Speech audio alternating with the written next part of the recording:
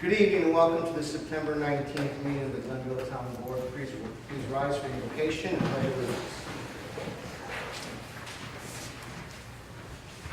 This past week we marked the 17th anniversary of 9/11, and as some of you may know, a custom that I've had here is reading a passage from President Bush's speech to the National Cathedral delivered on September 14th, 2001, as a way to honor the memory of all those we lost on that fateful day.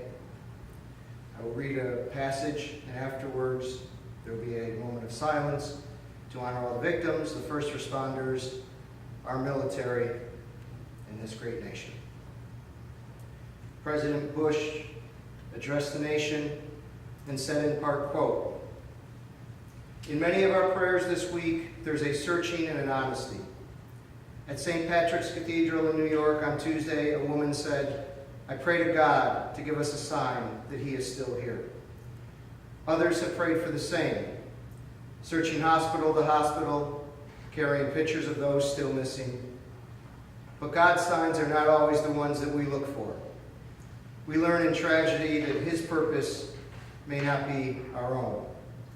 Yet the prayers of private suffering, whether in our homes or this great cathedral, are known and heard, and they are understood. There are prayers that help us last through the day and endure the night. There are prayers of friends and strangers that give us strength for the journey, and there are prayers that yield our will to a will greater than our own. The world he created is of moral design.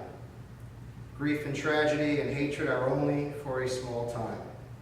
Goodness, remembrance, and love have no end, and the Lord of life holds all who die and all who mourn."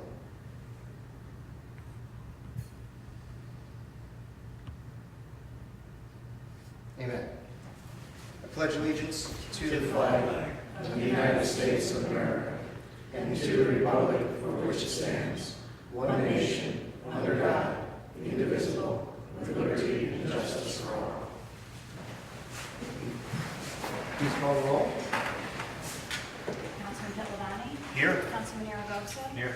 Councilman Goodlewski? Here. Councilwoman Miroslawski? Here. Supervisor Kessler? Here, so we're all here and accounted for. The agendas are up front. There is one addition to the agenda. We will be going to an executive session before new business, and we'll be discussing a personnel matter. We do anticipate coming out and taking up a resolution after that. So there will be a resolution tonight regarding that. Other than that, there is one thing on order. We're going to put the 2019 budget form before privilege of the floor. So 5 and 6 will swap. And then we'll move to, that's really the only changes. So then we'll go right to town council reports, and I'll start on my left, Councilman Goodlewski. Mr. Supervisor, the Zoning Code Revision Committee met yesterday. We continued our discussion, kind of initially focused around the Freeman's Bridge Road corridor and looking at ways to modify or adjust our code to kind of reflect what our vision is for that corridor and in conjunction with the Complete Streets program. We did get some preliminary feedback from Connected Places, who we've retained for their services, and the committee was able to kind of discuss their preliminary findings and offerings and kind of make some suggestions. So we also touched a little bit upon the other considerations for what we're going to be looking at going forward as well, and we'll be meeting again next month. Just some other small things to note. I'd like to extend congratulations to the Burnhills Balls Lake varsity football team. They are off to a great start, 3-0. They have outscored their opponents over 150 points to only giving up 7 points in 3 games, which I think is pretty impressive. And they play again this Friday at 7 p.m. against Boston Spa. And I also wanted to draw people's attention to the One County, One Book program that's out now in the library system. It's down to 4 finalists, and what people are encouraged to do is to go to the local library, kind of read the background of what the books are, select the book you're interested in, and then ultimately one vote will be decided upon with the goal of the community, the Schenectady County, reading the book and setting up some different workshops and book groups and that sort of thing. And lastly, I did also want to mention this Friday there is a fundraiser for the Schenectady County Child Advocacy Center at Firestone 151 in the city of Schenectady. That is from 5:30 to 8:30 with a $10 cover charge. Proceeds to benefit the CAC with raffles as well. Just kind of briefly, just tying a little bit to what I do outside of my role on the town council. But the Child Advocacy Center is actually established through state law, through the social services law. It services the Schenectady County, including Scotia and Glenville. The purpose of the center is for child victims of sexual abuse or serious physical abuse to have reasonable access to such a center so that their cases are handled in an expert and timely manner by a coordinated and cooperative effort that minimizes trauma to the children and their non-offending family members. The kind of layman's, I actually pulled that right from the code. In layman's terms, essentially, it's a safe space for children to come in to discuss what's essentially very traumatic or could be a very traumatic part of their life. And it's something I'll be attending. I attend a number of fundraisers, but this one bears special significance, and I think this is a great cause, and I would certainly invite all people here to attend and all my colleagues on the board to attend as well. And that's it. Thank you. Councilwoman Rosbowski. Yes, I just have two things, Mr. Supervisor. Our Glenville Oktoberfest is fast approaching on the 29th of September, and I received an email that had a link to a place where we can volunteer. And I was going down through and trying to figure out what I was going to have time for, because I do plan on volunteering myself this year. And there is an awful lot of slots that are open. And this event, as everybody probably knows or has heard of, it's been going on for about 8 years now. And the bulk of the work is done by volunteers that are, some of them are doing thankless jobs, like taking out the garbage. And there's a lot of slots open for that, as a matter of fact. Anyway, I would just urge, Vicki, I know that you're here. Where can we direct residents who might be moved to give a couple hours of their time and then stay and have some good German food and see all the vendors and all that? Where can we tell them to go to possibly sign up? The Glenville Oktoberfest website will have the link to sign up juniors to volunteer. Okay, so the Glenville Oktoberfest website will have the link, as Vicki said. Thank you, Vicki. I don't know that really gets out there, so here's a good opportunity to let everybody know that we need help to make sure it goes off without a hitch again. The other thing I wanted to mention is there was a notice in the paper about the Local Development Corporation. They are looking for volunteers for many of their different like subcommittees that are on the as part of the organization. So the LDC, they can go to the LDC's website and sign up there, but that is a very good organization that helps many small businesses in our town. And so if you're business minded and you'd like to volunteer for something like that, we would more than welcome you. It's not actually part of the town plan, it's separate, but it's something that we created and would like to see continue to be successful. So that's all I have. Thank you. Councilman Pittleton. Yes, I attended the Traffic Safety Committee meeting this afternoon. We had one resident from Saratoga Drive come in that was concerned with speeding vehicles. We have our traffic engineer, Tom Melander, who had all kinds of data to supply. That he's been up there with the speed trailer and the hoses collecting data to share, which was awesome. We also had a resident to come in that was doing a proposal on some speed signs, speed limit signs possibly on or in outlaws. So we're looking into that, and if there's any further recommendations, we'll bring it to the board. But that was the two major items we discussed today. Thank you. Thank you. Councilman Aragosa. The only thing I have is I was contacted by Sherry Hackney. Hackney. Thank you.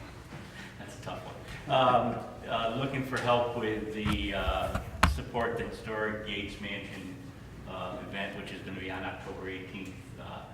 We provided her with a mailing list to try to get more support out for that. Thank you. Invitations are out in the mail, Yes. so hopefully we'll get a good turnout for that. Anything else? Okay, so we'll move now to the supervisor's comments to the board. We don't have tonight. We're going to do the 2019 budget form, which I'll do right now. And at least we won't have to worry about our supervisor's report.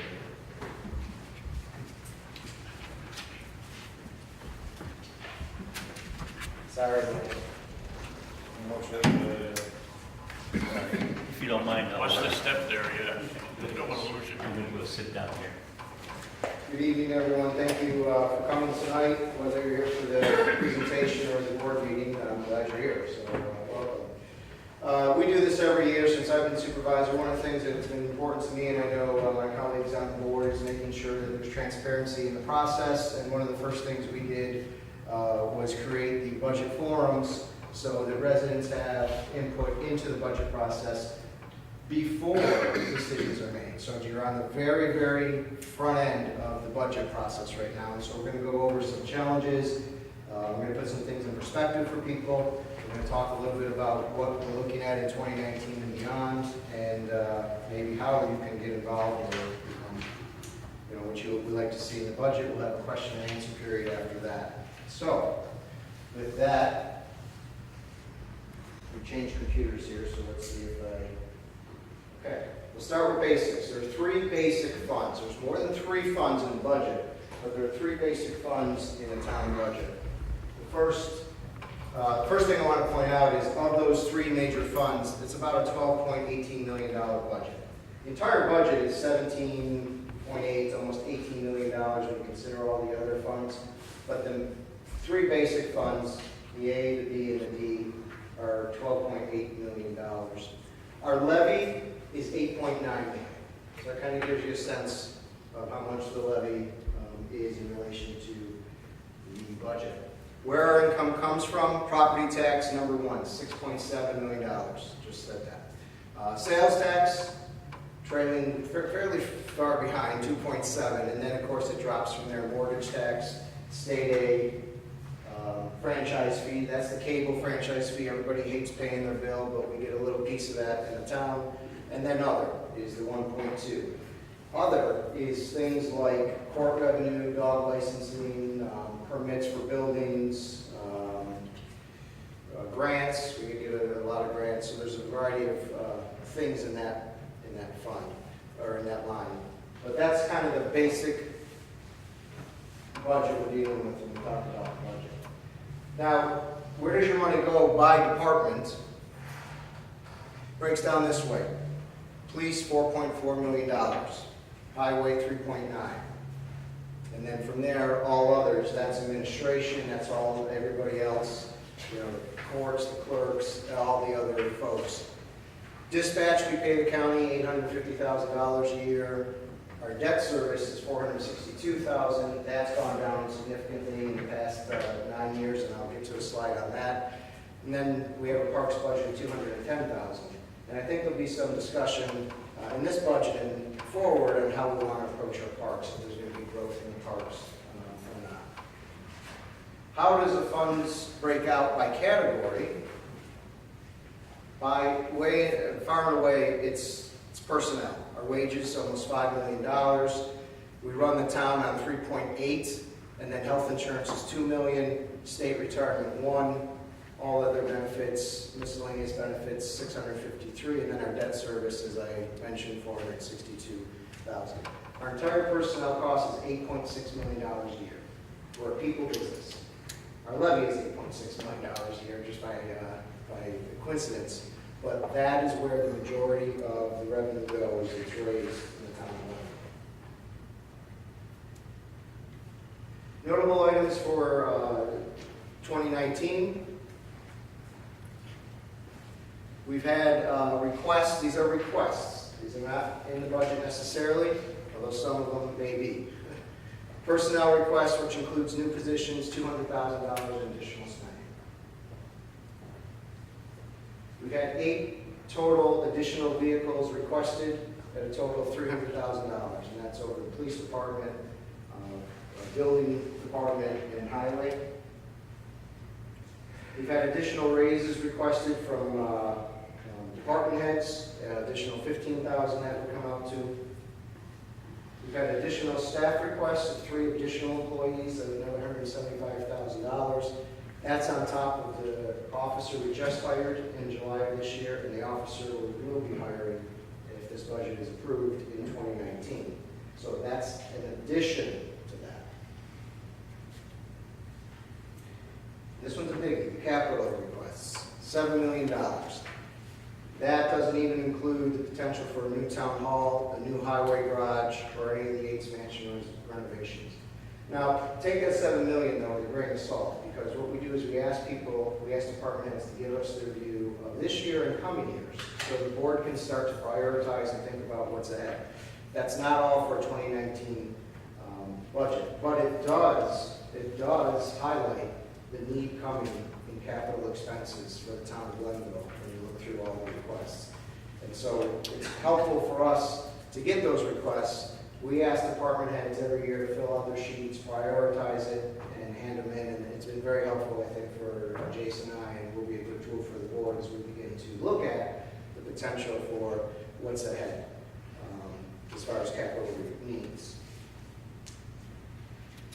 So the big challenge, first of all, in any budget is balancing the tax cap against those requests. Obviously, our tax cap isn't $8 million. In fact, the tax cap this year is $265,000 max. That's 3%. If we got to $265,000, we'd be at a max tax cap. Let's just take 2 items that I've already addressed. Forget the $7.5 million in budget requests. Our contractual payout, that's new employees that are already already been hired. It's also all the wage increases, step increases, are at $270,000 for 2019. Our health insurance increase is $145,000 for 2019. You can do the math pretty quickly on that and see it's $415,000 in new mandated mandatory spending under a tax cap of $265,000. And we haven't even started addressing the light bulbs and everything else that needs to be addressed. We haven't addressed any of our capital needs. We are well over our tax cap just based on our contractual obligations in the budget. This is a challenge we've been facing every year. I'm going to show you one of the ways we've addressed it over the past, but it also going to become clear to you that we cannot continue to address it in the same manner going forward.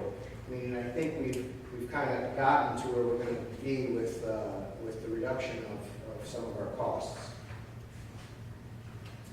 So the fundamentals of the 2019 budget is obviously trying to find a way to protect the taxpayer while still making these investments in a growing town. So always, these 7 principles are pretty clear for us all the time. Hold the line on operational costs. Do everything we can to contain operational costs. We know those are in the margins. We know that most of our costs are in personnel. It just shows you that slide, $8.6 million. But we have to do what we can do on operational costs, and I think we've done a really good job, and there'll be a slide coming up on that. Protecting the fund balance. This is an important one. I hear a lot of folks always want to look to the fund balance. Using the fund balance to pay into your budget is like taking from your savings account to pay your mortgage, because you don't make enough money to pay your mortgage. If you continue to do that, you're going to run out of money in your savings account. And once you do that, we already showed you where the money comes from. It comes from the property tax. That's the only levy. It's the only place you're going to go and get that back. So protect the allocation of the fund balance into the operational budget. The other thing that's important about protecting the fund balance is this is the place that's going to give us our capital reserves to make the investments in those $7 million that you saw being requested. We need to build our capital reserves. By doing that, you would use your fund balance to strategically build capital reserves as opposed to using for operations. And that's an important, I think, principle for this budget. Speaking of reserves, building on our reserves. We have tremendous needs. We're in a building, we're going to talk about in a few minutes, that has needs one way or the other. Our highway department's in a building that has significant needs. Our police department has significant needs. And we need to figure out how to get our capital reserves to a place that will allow us to make investments that would have minimal impact on the property tax levy going forward. Cutting the debt load. We've done a lot in this area, and I'll talk about that in the next slide or two. Expanding the tax base, that's one way that you can drive revenue into your town, is expand the tax base. We've done a tremendous job at expanding the tax base over the past 10 years, and we're going to talk about that as well. Funding capital improvements. For years, we've held off, we deferred on capital improvements. This floor is perhaps one of the visible examples for you where we've said, don't put a new floor in yet, even though it's shot, because we don't know what we're going to do yet. We've put off capital improvements for many years, and now's the time to begin to make those decisions. And of course, one of the things that I believe is that we're not getting our fair share of sales tax revenue from county sales tax. And that is the one area we're going to show you where other communities are getting a fair share and how they're able then to invest in their community because they're getting that fair share. This dollar I like to show because everybody, kind of looks at their annual tax bill and says they're paying the town the whole bill. Well, 66, almost 67% of your annual dollar goes to the school district. Almost 23% goes to Schenectady County. And the town is running on 8.2% or 8.2 cents, and the highway 2.4 of your dollar. 10 cents on the dollar run the town, essentially. So although people come to the town hall to pay their school taxes and their county taxes and their town taxes, I get a lot of people saying to me, I give you $10,000 a year and I can't get a road plowed. And I say, no, you don't. You give us, we break out the math for them. So this is kind of a good illustration of where your tax dollars are going. It's the annual tax bill, your January and your September bill. So what have we done to reduce operational costs? Quite a lot, but the slide is a very disturbing slide. So let's go through it just real quick. We've decreased wages by 7%, or $364,000. Our employees have dropped by 24%, 28 altogether since 2008. So in 10 years, we reduced by a quarter our staff, but we've only reduced our wages by 7%. But look at the benefits line. It's increased by 55% in the face of losing a quarter of your employees. That ought to stand out bold right there of the problem that not just this town, every town, the county, the village, everyone's facing. And this shows you here, I believe, I know some people argue with me, but I believe if wages continue, the average wage increase last year, by the way, just in the news, the average wage increase for Americans across this country was 0.3%. 0.3%. Our wages are going up at 1, 2, 3%. If these continue to go up at 2, 3% even, let's say, but our health insurance, look at this line, continues to go up at 8, 9, 10, 12%. We're getting to a point someday where you're going to see your health insurance surpass your wages. It may not be tomorrow, it may not be immediate, but it's coming if the trend continues. It's just basic math. Our benefits are starting to match our wages, and this is a significant challenge for all municipalities. As I talked about before, protecting the fund balance. When I became supervisor of this board, well, Gina and John joined the board, we inherited a $1.3 million allocation of fund balance. That meant the town was taking $1.3 million a year and putting it into operations in order to pay the bills. We have steadily, and through significant discipline, reduced that allocation each and every year. To my proposal this year will be down to $340,000, almost $1 million over the 9 years. It has been reduced. It's getting, as you can see, it's getting more and more difficult as we get down to the bottom to get to zero. This year's budget is going to propose a reduction of only $20,000 in the allocation of fund balance. That's, by my standards, nowhere near enough. But the budget's tough this year, it's tight, and we have to do what we have to do to try to stay under that cap. But I'll stay committed, I think the board will as well, to making sure we're protecting that fund balance, because again, that's going to be our capital reserves, and that's going to be our savings for a rainy day. It should not be used for operational expenses. Cutting the debt load, this has been another principle of ours for the past 9 years. We inherited $23 million in debt. In our time here, we've reduced that to under $13 million. So more than $10 million reduced in debt. This is important because obviously, just like any budget, if you have a credit card bill and you have to pay a credit card bill, that's money out of your pocket that you can't spend somewhere else, so you have to spend on a credit card bill. If we can lower our debt, and I showed you what we pay in debt every year, if we can lower that debt obligation every year, then we have more money to spend in operations, which means we can take less from fund balance. It all ties together, but it's a philosophy that I think we've been very committed to, and I think is now starting to pay off. This budget will also propose cutting debt further again this year. This happened even in the face of a significant investment in the new automatic water meter, automatic read water meters. And so even though we took on new debt in 2017 to pay for those, we still were able to reduce overall debt, and that trend will continue. Expanding the tax base, this is critical. A community needs to expand its tax base if it's going to survive. A lot of people say, I don't want any more of this and I don't want any more of that. And we do have to balance everything. We have to balance the needs of a community with growth. But if your community is not growing, the community is dying. We grew by 3.6%. That's tremendous. That is a very healthy growth rate over the past 10 years. Doesn't look like it when you look at the real numbers, 1.9 billion to just over 2 billion, but when you're talking about billions, it's a big growth number. We put on a tremendous amount of new taxable properties in the town, $72 million in fact, over the last 8 years. Now that's the good news, and that's important. So I just got done telling you how important that is.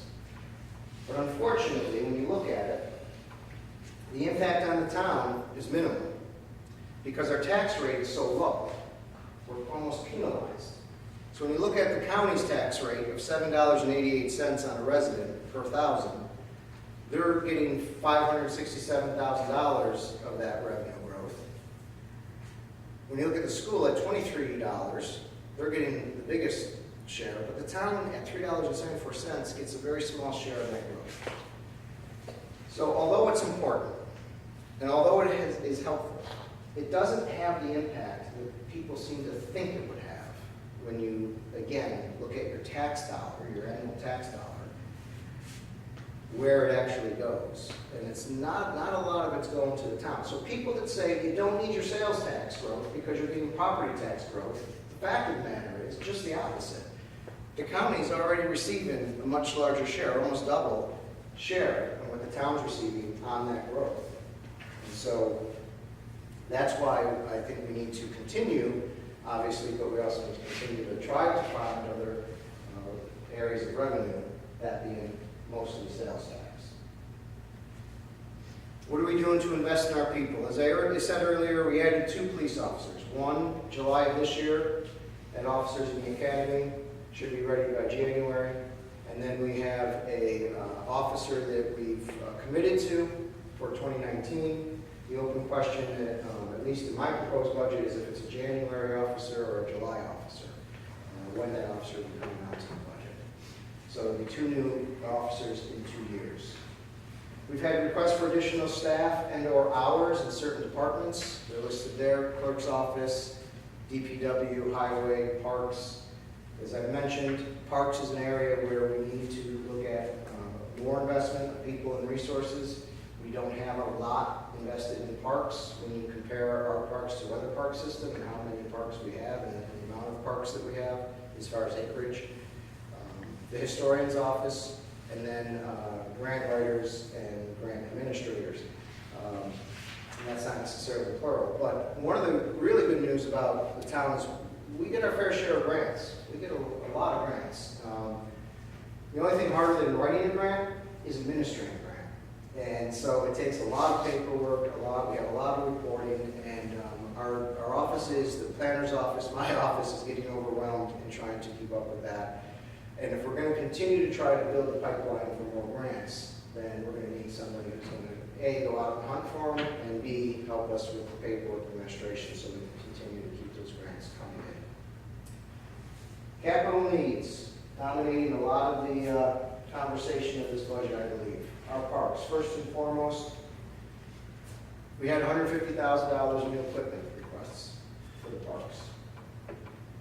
We had $1.5 million in new projects requested for the parks. Now remember, if you go back to that slide where I showed you our tax cap is $265, and our two obligations of health insurance and pay raises are $415, there's no room for this currently as we sit here. Doesn't mean we're not committed to it, doesn't mean we're not going to figure something out, but we have to put these requests in perspective with where we are financially as a municipality. DPW and Highway had $2.1 million requests in equipment, $873,000 in projects, and $1.5 million in water projects. These are significant challenges that we're going to be facing in the future. Perhaps not all in 2019, but certainly over the coming years. And it's something we have to prepare for. Speaking of challenges, we've all had these conversations for a long time now about what's going on with the space needs here in town.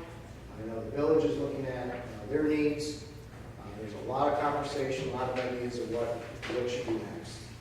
These are the things I know. Our space is old, inadequate, and does not fit the needs of a growing town. No question about it. Today I toured a architect and was astonished at some of the conditions that these employees are working in and the inefficiencies and the problems with the town hall. But it's not just the town hall, it's the highway garage. If you haven't been to the highway garage, drive by. Just drive by. A drive-by will give you all you need to know about the highway garage. So these are significant investments coming up in years to come. We did a study recently with a different architect who indicated it cost $6 million to renovate this building. I rejected that immediately. I think the board rejected it as well.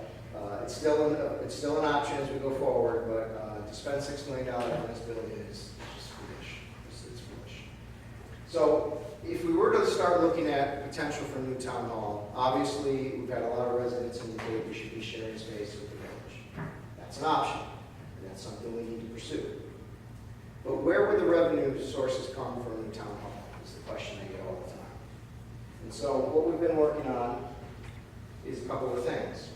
One of the things that's driving the need to address these capital needs immediately is we received last year, in fact, almost a year ago, October 17, 2017, a $1.5 million grant to renovate the police department. Wisely, the board at that point said, wait a minute, we're not going to spend $1.5 million in a building that needs $6 million, and we may not be in it. So it really started the conversation, accelerated the conversation, I should say, as to what we need to do, because that grant is sitting there somewhere in Albany. And you know how people handle money in Albany. It's been sitting there for a year now, and I'm not comfortable. I'm in the zone now, and I'm not comfortable that if we don't move on this quickly, that this money may not be repurposed. It's been repurposed in the past because folks sat on it too long. I don't want to be in that same boat, and we have to make decisions in order to unlock that money. Another source of money is equity in our buildings. We have equity in this building, we have equity in other buildings we own, and if we're able to unlock that equity through sale or transfer, then we would have theoretically whatever the value of those properties are. Another option that has to be discussed is sharing space to share costs. You cannot go forward on a $4, $5, $12 million project without looking at ways of sharing space to share the cost of the taxpayer. Putting these costs on the taxpayer, it's our responsibility to make sure we do everything we can to explore every possibility there is before we make decisions. And not sharing space to me is small-minded and short-sighted. And we have to look at those options. Additional grants. Just talked about the grant writer. Ties into where we're going to go out and find some more money to help us with these costs. Donations. We've had a few folks interested in donations to the town of certain things that are necessary to build buildings. Be that what you might think it is, there are significant donations potentially that may help us with some of our costs. And I talked about before, capital reserves. We need to build our capital reserves to address some of these costs. It's just, there's no way around it. That's what capital reserves are for. So, and then lastly, which is not on, didn't make the slide, but it should have, is deferred costs. So one of the things we've done is budgeted for some of the deferred costs, some of the costs of fixing this building up. We've deferred those over the years. So for example, one of the estimates I received was about $350,000 of what would be needed in this building just to address some of the most pressing issues. The people that work here every day can attest that some rooms are hot and some rooms are cold, and you can't figure out which ones are which, and you can't control them. Our heating and cooling system is shot. I think that's safe to say. Our parking lot is shambles, and we need to address that. Our roof is leaking, and a variety of other, there's a long list I don't have in front of me, but we probably have about $350,000 of capital improvements here that we can't defer any longer. We've deferred them long enough. And that's money that wouldn't be spent here that we can put into new facilities. So sales tax. I'm going to drink water for this one. For every $1 million in new sales tax, Schenectady County takes $745,000. And let me be clear, it's the right to do it, they can do it, they're authorized to do it, they could take the whole $1 million. So let's just put that out there. They can do that. Never had an issue with that. City of Schenectady gets $130,000, Metroplex gets $87,500, and the town of Glenville gets $9,000 a year. Not just the town of Glenville. Niskayuna and Rotterdam are in the same boat. And the village is an even smaller one. I think you guys, you know what you get in sales tax, less than that. So when you look at, for every $1 million in new sales tax, and pick that number because that's easy math, obviously, but a Target store generally generates about $1 million in sales tax. So the new Target store out there, they come in and they plop $1 million down to the county, and the county gives us $9,000 off of that. We don't think it's fair. I say we, I think the majority of the board would agree. It's not fair. And when you look around to our sister communities, it's not happening in other communities. You look at Saratoga County, for example, where they share 50-50. The towns get 50% of the new sales tax. Saratoga County takes 50% of the new sales tax. So what does that mean? A town like Clifton Park, which isn't much bigger than Glenville, gets $12 million a year in sales tax, and we get 2.7. That's a huge delta between those two towns. And what those two towns are able to do then, making investments in their communities, this is why Schenectady County towns can't make the investments you see in Saratoga. I hear it all the time. This is why Schenectady County towns have such a high property tax that Saratoga does not. This is replicated throughout the state. This isn't just a Schenectady-Saratoga issue. When you look around the state, most counties share equitably with their towns because they know that's the lifeblood of your growth. The cost of growth needs to be covered by something, and it ought not be covered just by property taxes. It ought to be covered by sales tax. That's what the system was built on. That's what was meant when sales tax was allowed to be authorized. So this bears out in the property tax versus sales tax as a percentage of your revenue. You look at the Saratoga towns, and the vast majority, the orange bar is sales tax. The vast majority of their revenues are from sales tax, which means they keep their property taxes very low or none at all in those towns. It's the mirror image in Schenectady County. Just come across the border, and it's flipped. Because we get so little of that sales tax growth, the towns are starving. And look, we're still below the other two. I just want to point that out. But we have to rely on property tax, the blue line, in order to fund our budgets.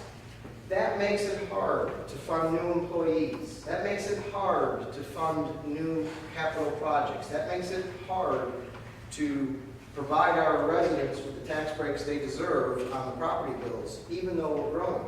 In fact, growth becomes a deterrent at times because the cost that you're incurring isn't being covered by the growth that you're benefiting from. It's lunacy that this continues, but it continues. We're not getting what our peers are getting as far as growth. So when you look at the increase in sales tax from 2006 to 2016, a 10-year period, Glenville's down here, $103,000 in new sales tax revenue over 10 years. Look at our sister communities. Queensbury, almost $3 million in new sales tax revenue from their county. Sheridan, Half Moon, Bethlehem, Clifton Park, Guilderland. It's Albany County. It's, what county is Queensbury in? Warren County. It's Saratoga County. It's every county around us. So the Schenectady municipalities, the towns and the village, are under a tax cap that everyone else is under. But it doesn't impact the others as much because they're getting their growth. When you get $3 million a year, you can live in a tax cap on a property. But when you're Schenectady County and the only option you have is property tax, then how do you live under the tax cap? That's the issue that Schenectady communities face, not just Glenville. And I keep stressing that. It's not just a Glenville problem. Per person, you receive the lowest amount, obviously, per capita in 2016. When you look at it, only East Greenbush, because of their population, received somewhere in line with us. This, I say, is a lot like, this is per person. This is like if you were given an allowance from your parents and all your neighborhood friends. They all got $3 every week, and you got $1. That's what it is. That's what we're getting per person. And it's not fair because we're not able to make some of the investments that others are. Now, someone may say, you know what, maybe Schenectady County needs the money because their sales tax isn't growing. Maybe they're not sharing it because they don't have it. I think this slide will shock you. You guess which one, the county or the town, is orange and blue in this situation. But sales tax between 2003 and 2017 has grown tremendously for Schenectady County. Up over $68 million last year, or 2017. We stay flat down here. This is us. As if our costs aren't going up. As if we're not needing to invest in new things. As if our health insurance isn't going up. Or our raises aren't infecting our budget. We are held here for some inane reason.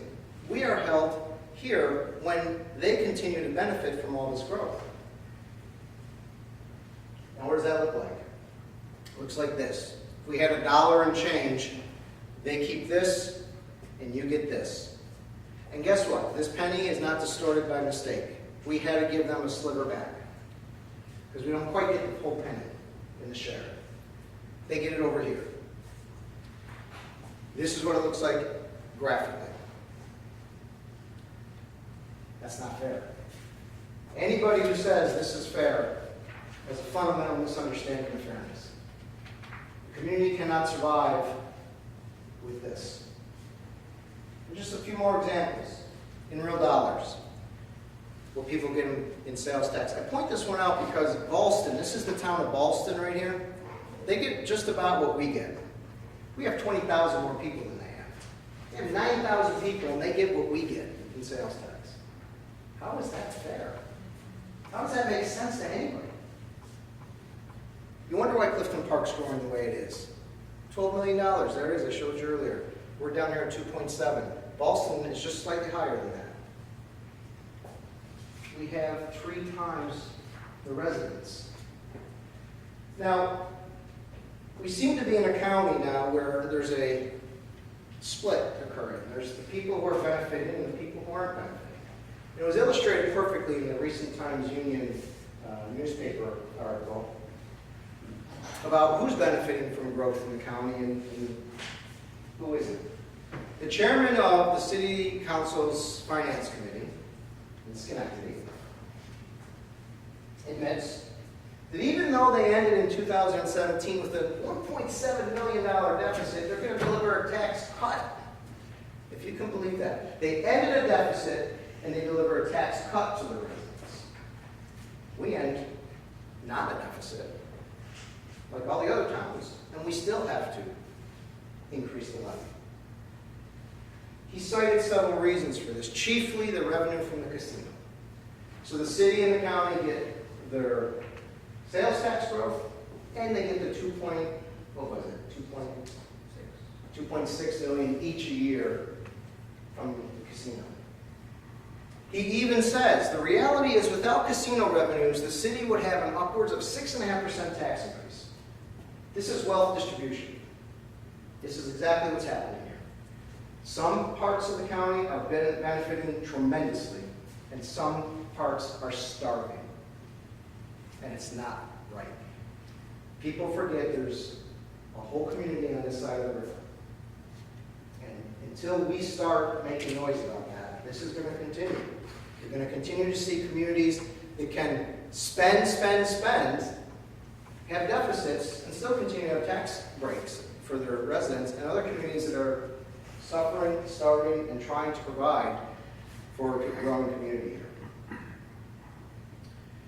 So when you look at, I get this question a lot about taxes. Where the taxes, the levy? The town of Glenville has done a tremendous job on keeping the levy increases down. When you look at an average house in the village, $116,000, and we took a village house because it's part of the town and it's one that every resident can see the difference. We're at $31 over these 6 years of levy increase. Scotia's at $127 per thousand, and then Schenectady is almost $100 in levy increase. In face of everything I just showed you, the casino money, the increase in sales tax revenue, and they're still increasing their property tax by a much larger rate than the town. Glenville has the lowest tax burden. When you look at this same average bill, our tax burden is $131 on this person out of a $116,000 house. The village is almost $1,500, and the county is $1,000. The town is holding the line on spending. There's no question about it. It shows in this graph, and we have others that bear out, and I'm going to show you one shortly, or next, I believe, about how we compare across the county. This one says a lot, but really what to point out here is the 4-year spending increase. Schenectady County spending increase. This isn't taxes. This is spending increases. 7%. County spending went up 7%. Niskuna went up almost 10% over the past 4 years. Rotterdam, 7%. The city, 6%. I'm rounding up, obviously. The Village of Scotia, 4.5%. Town of Glenville has had the lowest at 3.5%, 4-year spending increase. We've held the line. We've done everything that we can do to make sure that we're not increasing the levy. But it's not enough when you're not getting your share of growth in the county.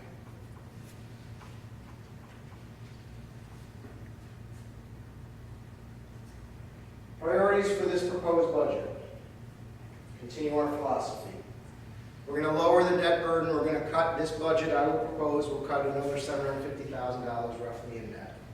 Less than I want, but at least it's continuing the trend. We're going to cut our dependency on fund balance by $20,000. Way less than I want, but there's not much more we can do there. And we'll stay under the tax cap at 3%, which is higher than I want. And I hope not to get to it, but I don't see really how we don't get to at least 3% based on what I presented to you earlier tonight.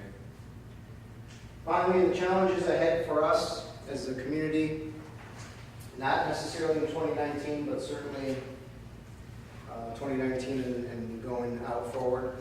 We have 2 contracts expiring at the end of this year. CSCA and Highway. Highway is actually a CSCA unit, but it's a separate unit from the office folks.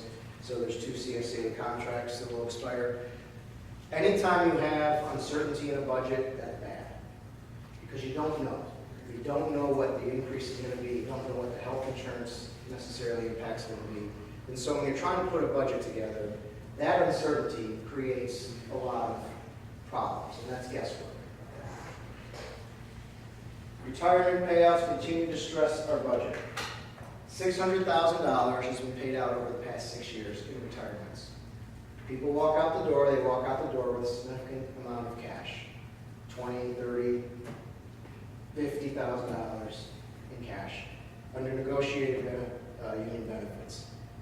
We'll likely see an additional $500,000 over the next 3 years. That's money we have to put into the budget and figure out how do we pay that. Now you go back to that slide where our tax cap is $265,000. Our two obligations are $415,000 of pay raises and health insurance. And now we have an additional potential $200,000, let's say, with no growth in sales tax revenue. Where does it go? Just like a balloon you squeeze, it's got to go somewhere. It's going to go to the levy. We have to protect against that. So tax cap constraints is definitely a challenge going forward. Health insurance. We're going to see probably an 8% growth in our health insurance line. I talked about that. We'll typically see in double digits. So if we keep salary increases to 1%, 2%, when you factor in steps, that's very, very hard to do. So you're probably looking at 3% usually. And if we continue to see 8, 9, 10, 11% in health insurance, it's just going to spiral out of control at some point.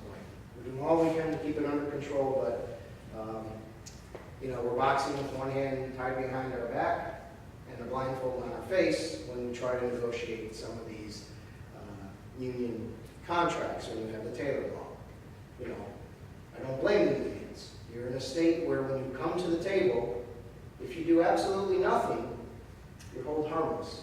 So why would you give anything up? Would anyone here just voluntarily give up your health insurance because you want to? No. So how does a community, how does a town, how does a municipality negotiate a different contract when you're made whole by just sitting there? It's a broken system. And it's nobody's fault, but it's a broken system. Growth in the tax base requires additional services. That's what I talked about. We're growing. Growing as a town, but what does that mean? It means we need more police officers. We're having impacts in public safety. It means we need more infrastructure. It means we need more highway and DPW services.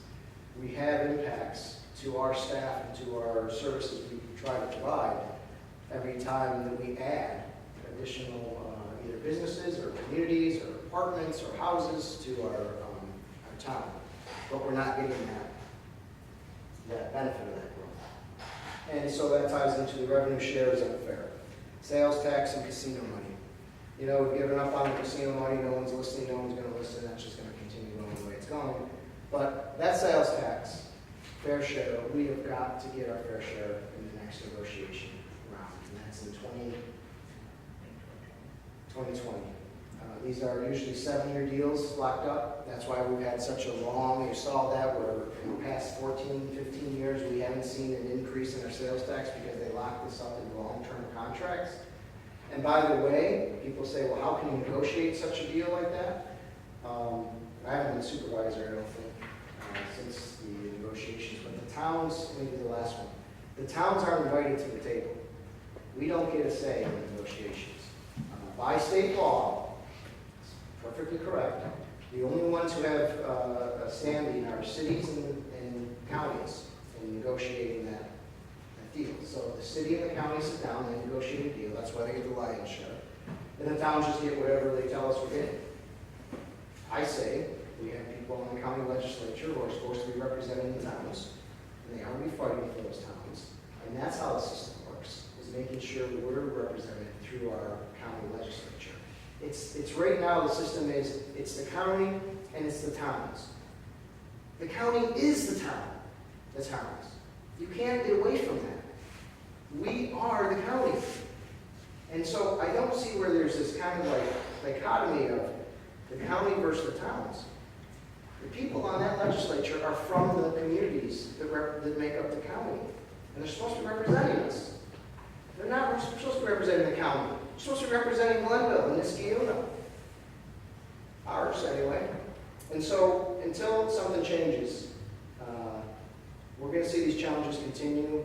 We've dealt with them over the past 9 years. You saw, though, however, we're at the end of this.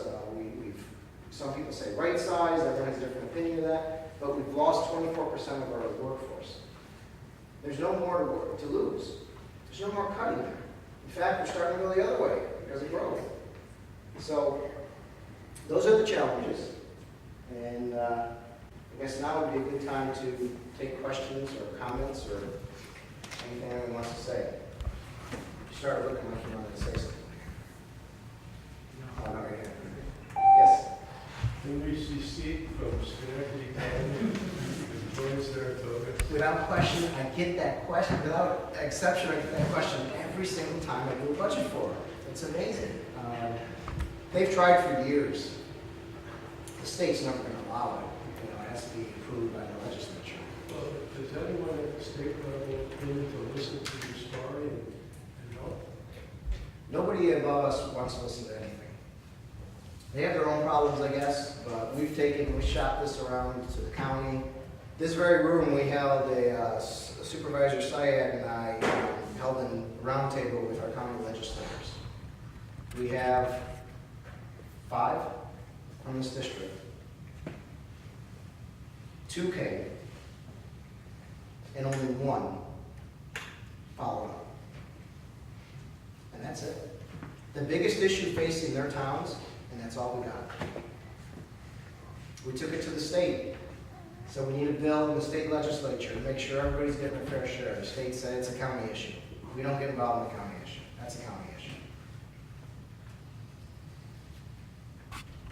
I hate to say it, but it's a fact. It's factual. It is what it is, We're trying. And we're not going to stop. We're not going to stop. We'll continue.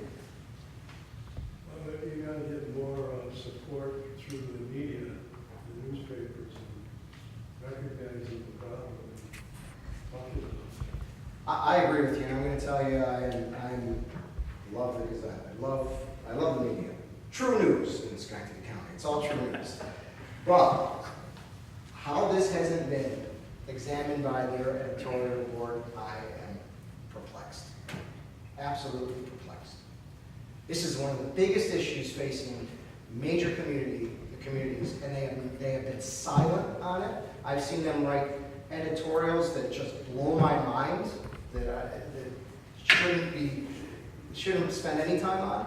And the biggest issue facing their communities that they supposedly serve, they've been completely silent on.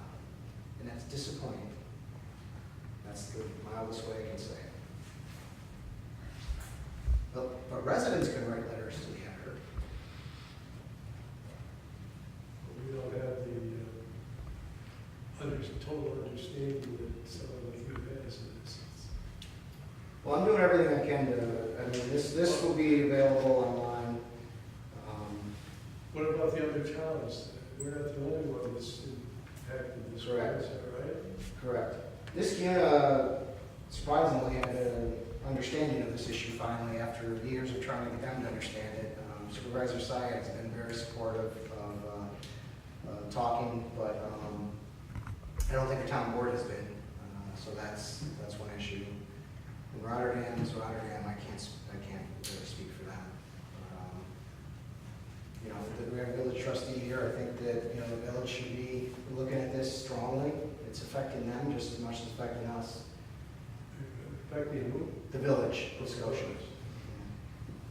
How much of the county share gets spent back in Glenville?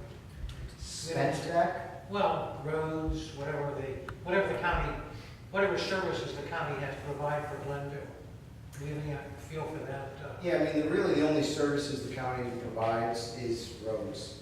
Please, Yeah. sure. As far as to the town, so for example, and then getting into the town, but for example, the biggest things the counties provide are obviously the jail, the county home, social services. So it really is an investments back into the towns, and that's where, I don't know if they're beat because it was going to turn off, I'm sorry. So there's really nothing coming back into the towns. They pave the roads, obviously, they plow the roads that are in all the towns. But there's no investment back into the town, per se. They're using it to provide the services they're mandated to provide. Social services, jail, county home, library, family court, because they have their services to provide. But the way it's going, in a few years, you may be bankrupt. Can you file bankruptcy as a town? They will never allow it. They have something in the state called the Financial Control Board. They come in, they take over, they check be run by Albany bureaucrats. I think there was a municipality that went through that the past couple of years, Troy or something. Control Board comes in, you can't go bankrupt as a municipality. The state would never allow it, unfortunately. Did you have anything? Any questions or comments from anyone else? Thank you all for coming. Appreciate your time, and I hope it was worthwhile. And just to let you know, I will be filing my budget with the clerk as of September 30th. And October 3rd will be the first opportunity. I think that's a board meeting where we'll get together as a board and have a chance to review it. So a couple of weeks, we'll have a preliminary budget, and then we'll have the board, and then the final adoption will be November 7th at a board meeting. So thank you for coming. We'll get back to the meeting agenda.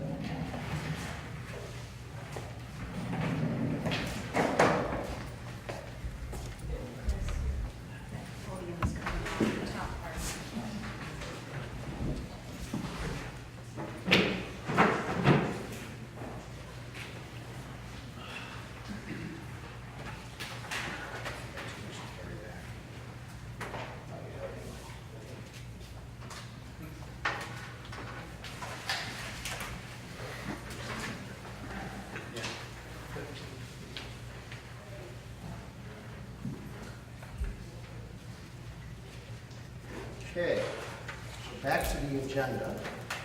We are now privileged to the floor. We only had one person sign up, and Ashley, privilege of the floor, do you want to speak now, or do you want to speak when the resolution comes up? So, That's up to you. we'll do it when the resolution comes up, because it'll be more fresh. So I don't have anyone signed up for privilege of the floor. Anyone wish to be heard? First, let me open privilege. Anyone wish to be heard at privilege of the floor? Going once, going twice, seeing none, privilege of the floor is now closed. Next item. Resolution amending the original water warrant for Water District 11 of June of 2018. Do I have a motion? So moved. Do I have a second? I'll second. Moved and second. Any discussion? Mr. Supervisor, this is the annual adjustment of the Water District 11 warrant as of June 1st, 2018. This is usually submitted due to reporting clerical errors. Adjustments are required to correct the warrant and make it in line with the actual numbers. I suspect that many of these are as a result of the new automatic water meters coming in, and there being some possible discrepancies between actual usage and reported usage, and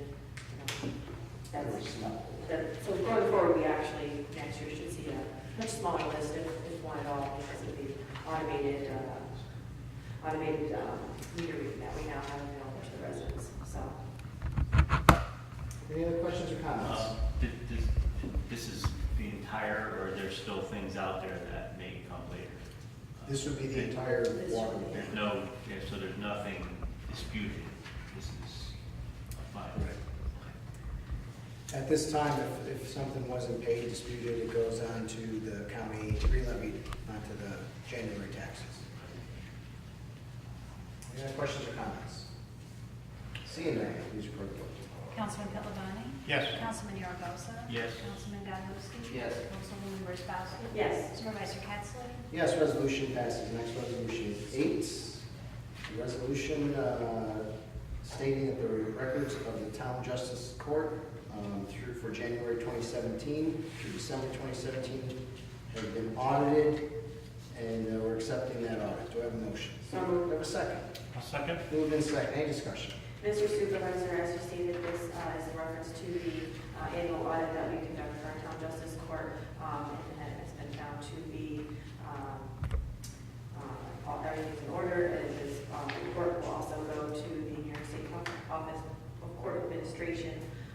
And on a personal note, I'd like to thank Joelle and Gretchen, the two court clerks that we have. They do a very efficient and good job handling the volume of cases that come before the court every year. I've sat on numerous court nights in the last several years, and was astonished at the efficiency that they display, and not really surprised by the findings of the audit, that everything is in order, because I know that they work very hard to make sure that our town court is run as a tight ship. So that's all I have. Thank you. Any other questions or comments? Seeing none, please record the vote. Councilman Catalani? Yes. Councilman Aragosa? Yes. Councilman Gabowski? Yes. Councilwoman Wozzachowski? Yes. Supervisor Capson? Yes, resolution passes. Next, resolution 9, authorizing the hiring of seasonal workers. Do I have a motion? So moved. Do I have a second? I'll second. Moving in second, any discussion? Mr. Supervisor, if this resolution passes, it would provide for the auto maintenance seasonal employees for the highway department to be hired as necessary. Funding for these employees is included in the 2018 budget. A maximum of 13 weeks per individual has also been allowed for. If this resolution passes, 3 seasonal employees would be appointed to the position of highway laborer seasonal at the budgeted rate of $10.40 per hour with no benefits for a period not to exceed September 4th, 2018 through November 30th, 2018. It would also authorize the Commissioner of Public Works to appoint qualified candidates to the seasonal positions upon the supervisor. Any questions or comments? Seeing none, please record the vote. Councilman Catalani? Yes. Councilman Aragosa? Yes. Councilman Gabowski? Yes. Councilwoman Wozzachowski? Yes. Supervisor Capson? Yes, resolution passes. Next, resolution 10, adopting the climate smart policy. Do I have a motion? I shall phone that. Do I have a second? I'll second. Moved in second, any discussion? Mr. Supervisor, this comes from a lot of work from the Glenville Environmental Conservation Committee, specifically Dan Hill. Who put a lot of effort into this. This program will give us the opportunity to pursue grants and other funds through the state. It gives us it works on sort of a point system that allows us to, through our initiatives in Climate Smart, to gain more ability to get the grants that we're looking to get. So. And if I could add, I think in my conversation with Dan, and Dan, thank you for all your hard work and the committee's hard work. I think one of the things is important to note is that some of the things are already done, and many of the things are in our comprehensive plan that was just recently adopted. So it seems to be a real, it makes sense for us to adopt this since we already have the plan to do these things. Might as well get the points and try to get unlocked grant opportunities. And maybe that new grant writer can help you with that, so we'll see. Any other questions or comments? Seeing none, please go to the vote. Councilman Catalani? Yes. Councilman Aragosa? Yes. Councilman Gabowski? Yes. Councilwoman Wozzachowski? Yes. Supervisor Capson? Yes, resolution passes. The next resolution, before we get into it, and it's authorizing the supervisor to enter into an agreement in exchange for leaf pickup services with the Village of Scotia. I would like to just suspend our normal activities here and invite the chairperson of the committee that has been working on this, which is the Joint Vision Committee between the town and the village. Ashley Palm is here and wish to address the board on this resolution. Ashley. Thank you, Mr. Supervisor. As it was just mentioned, a committee of citizens was appointed in September of 2017 to look at ways that the town of Glenville and the Village of Scotia could share services and work together to increase efficiency and reduce costs, potentially in the areas of public works. I think it's timely to have the budget presentation at this time to see the need for efficiency and shared savings. I'd also like to reiterate just that the town of Glenville is responsible for maintaining approximately 94 miles of town roads. These responsibilities include snow removal and ice control, paving and maintenance of roads, signage, roadway markings, drainage, tree and brush removal. I got that off your website. So I didn't commit that to memory. So this group has been meeting for about a year, and we've met up to two times a month, And we have had so many ideas that we've considered and discussed. Not many of them have had approval from within the committee to go to the next step, which is to present the idea formally to you and the Village of Scotia Board of Trustees. And so we're honored to be here today to really, it has taken us 1 year to get to this point. And I do think we're getting to the point where we have a good thought process. And that started at the beginning of the summer, when we said, let's bring in some of our department leads and our superintendents and really engage them in a facilitation of a discussion about what do you see opportunities and how can we work together. And so we invited the superintendents from the town and the village to come speak to us. And one of the thoughts that came forward was the sharing of the leaves. And while it may seem like a small gesture, we're very excited to talk about this. I may need a sip of your water. So the Scotia Glenville Shared Visioning Committee unanimously supports a pilot program designed to exchange the leaf pickup on designated roads to provide faster service to the community by increasing efficiency with pickup and travel times between the assigned locations. This is budget neutral. There's no impact to unionized staff, and it will have no impact on overtime. It will also, thank you, I really am having a difficult time. Thank you very much. So we also would like to mention the strong relationships that currently exist between the town and the village. So just to take a step backwards, when we met this summer, we determined that we wanted to focus on intermunicipal agreements. I know there's a lot of informal sharing that occurs, and we wanted to build on that, and we wanted to see what else we could do.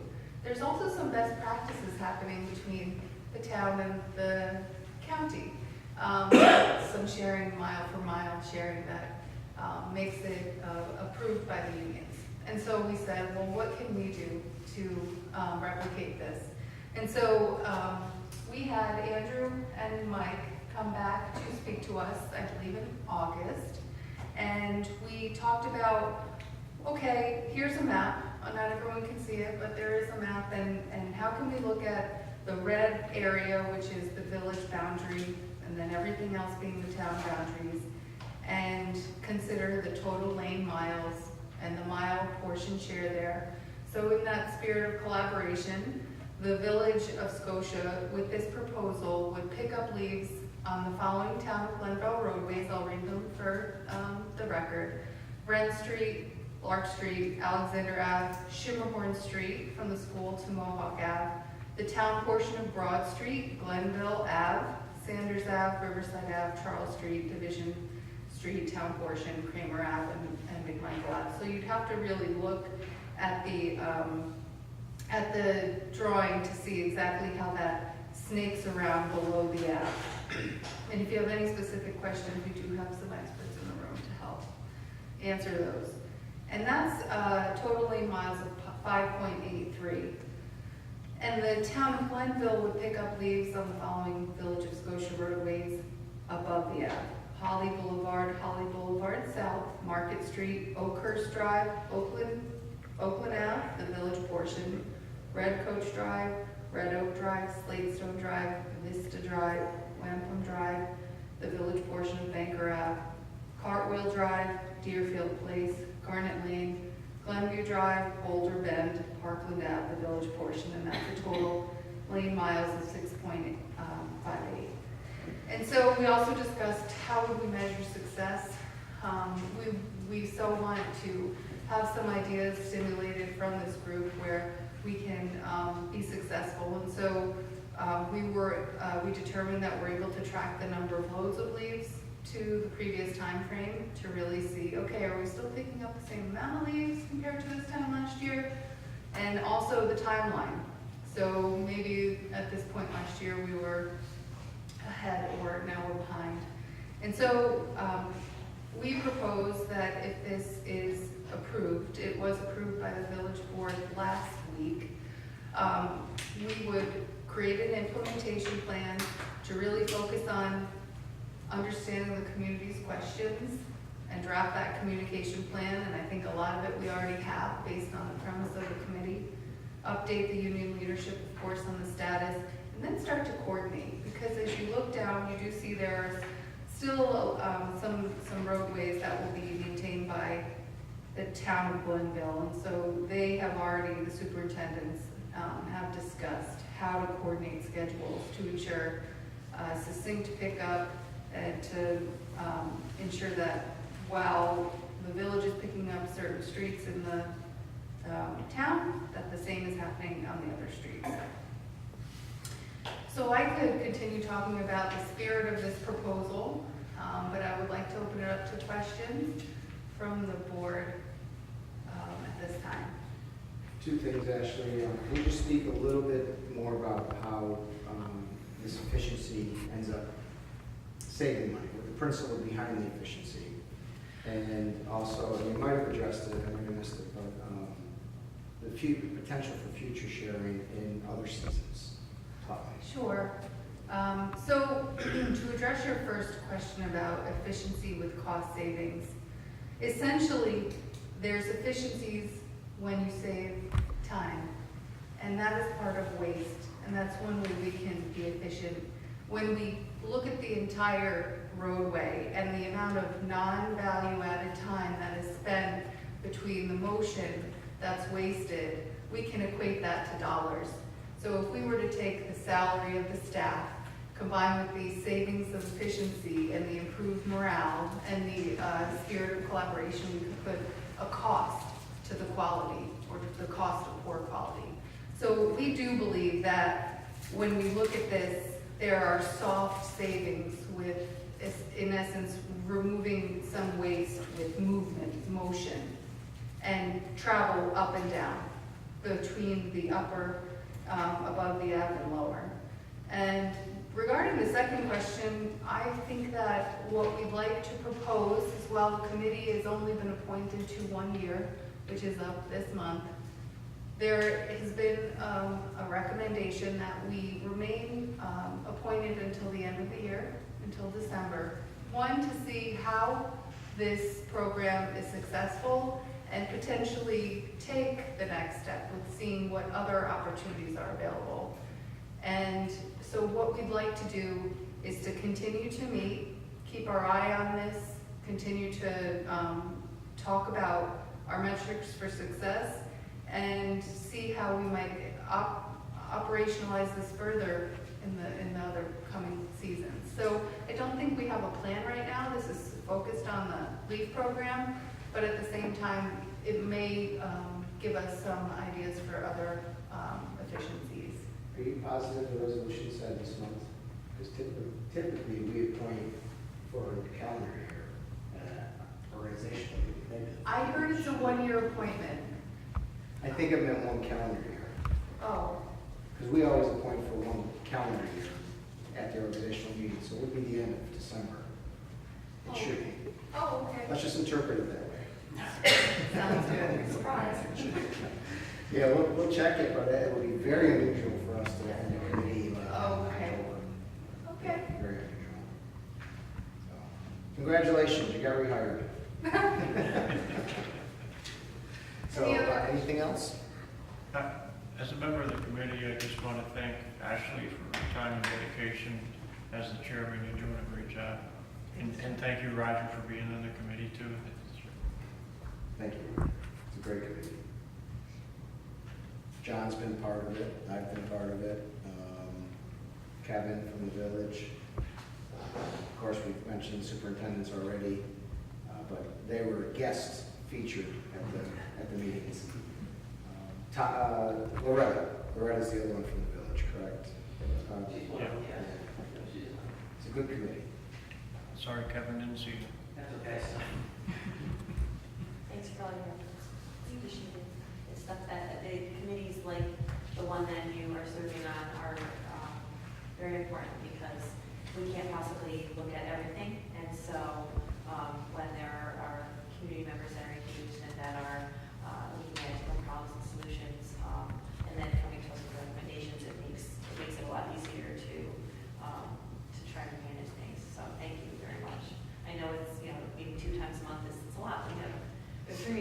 most times, and it doesn't seem like a lot, but it is, because it's not just the meetings, it's the behind the scenes work and the homework and all that, so.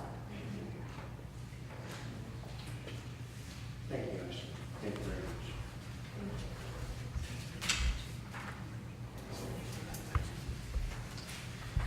Okay, so with that, I'd like to have a motion for Resolution 11, authorizing the supervisor to enter into this agreement. Do we have a motion? So moved. Have a second? I'll second. Moved and seconded. Any discussion? Mr. Supervisor, as we have been discussing, if this resolution passes, it would formalize an intermunicipal agreement between the town of Glenville and the Village of Scotia to do a leaf program combined, responding of roads within the town and the village to find some efficiencies in both municipalities at no additional cost to either municipality. This is, I think Ashley pointed out, a modeled out in a program we've had with the county on plowing. We've exchanged roads 2 years in a row now, Tom? 2 years in a row exchanging roads with the county. And what we found is that efficiency in fuel, and you're in the same area and you swap the roads where you have most of your resources. I think that everyone has supported it. It's worked out well as far as the county program. And so my hope is that we look at potentially, if this works out well, maybe doing something like that, expanding into the winter season. Any other questions or comments? I would just extend my thanks to Tom and to Andrew and to Mike for their ability to work together. I think that there's a lot, I know that there's a lot that goes on behind the scenes, that the three of you collaborate quite often, and sometimes formalizing of those efforts is the best way to recognize your efforts. So thank you very much for your efforts as well. Anything else? Seeing none, please vote no. Councilman Pittavani? Yes. Councilman Aragosa? Yes. Councilman Gabowski? Yes. Councilwoman Wozzachowski? Yes. Supervisor Pettsley? Yes, resolution passes. Next, resolution 12, authorizing the town clerk to issue a permit regarding an outdoor event. Do I have a motion? I'll make a motion. Do I have a second? I'll second. Moved in second. Any discussion?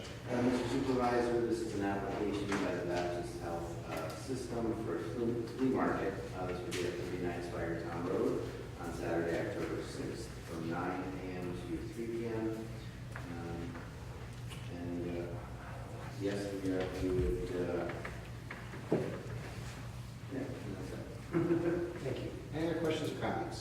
Just to say that I know the residents at Judson Meadows, but that's where my parents live, are very excited to have this event in their front yard. Very, very cool. Anything else? Seeing none, please vote no. Councilman Pittavani? Yes. Councilman Aragosa? Yes. Councilman Gabowski? Yes. Councilwoman Wozzachowski? Yes. Supervisor Pettsley? Yes, resolution passes. I see resolution 13 is not in the packet, which is approving the monthly department reports for August 2019. Since the resolution is not present in the packet, we'll strike that from the agenda, bring it back in the October 3rd meeting, and take that resolution up at that time. We will go to executive session, but let's end with new business. Again, I want to just say executive session is to discuss a personnel matter. We do anticipate taking up business after that. We'll go in the other room and we'll come back out when we're ready to take up the resolution. So with that, we'll start with new business. On the left of Councilman Gabowski. Just one point to bring up and for consideration, perhaps just to get a conversation started on the issue. Going through the budget forum and talking about the increase in kind of rising costs of benefits. I know myself and you, Mr. Supervisor, have had some conversations about it, but one of the things that I would ask that we kind of look at is, in particular with the CSEA contracts currently outstanding, look at the possibility of doing a group share plan with the county or with a large municipality, and not necessarily just kind of semantically talk about it, but actually see what kind of numbers are out there and see if it's something that could save us money, given the fact that that is a rising cost and a large cost for the town. So my only thought on the issue. Thank you. Councilman Wozzachowski. Thank you. Councilman Pittavani. Nothing new? Councilman Aragosa. Nothing at this time. Okay, so we have no new business. We'll move on to the executive session. This executive session is to discuss a personnel matter. We do anticipate taking up business related to this when we come back out. And so I'd ask for a motion to go into executive session. So moved. Second, Second? All in favor? Aye. Any opposed? We're in executive session. But Kid Rock was awesome.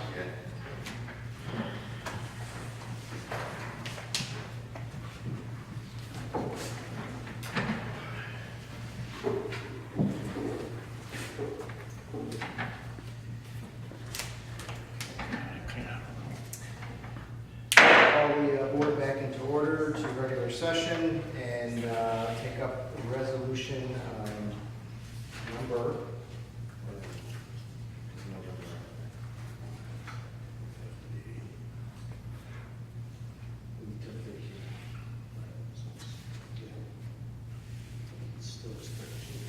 What would be considered an add-on? Yes.